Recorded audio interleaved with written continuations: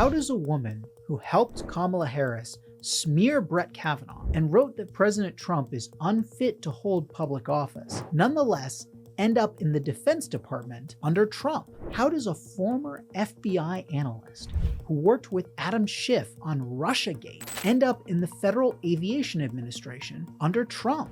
How does a former Biden campaign lawyer end up in the Justice Department under Trump? How does a protege of Eric Holder, a man notorious for racializing and weaponizing the DOJ under Obama, end up in the Justice Department under Trump? Presidents appoint more than 3,000 people for political positions, but the federal government directly employs roughly 2.3 million, most of them for purportedly non-political career roles. Many of those political appointees later transition to career roles in a process known as burrowing in.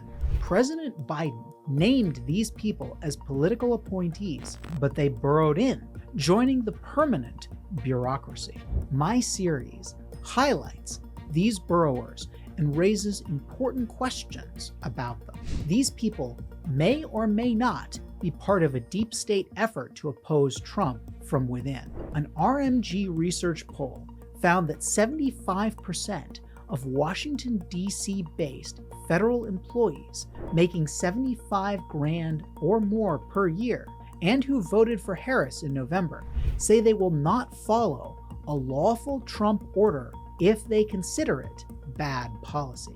This is exactly the kind of deep state bureaucratic attitude that drove outright opposition to Trump during his first term, and it stands to reason that it will rear its ugly head again in his second. My series highlights the burrowers who might form part of this deep state, alerting the Trump administration to their presence. Current civil service protections make them difficult to fire, and the administration is working to change those rules in order to make the executive branch more accountable to the people's elected president. This series supports that overall goal to make permanent Washington more accountable to the people.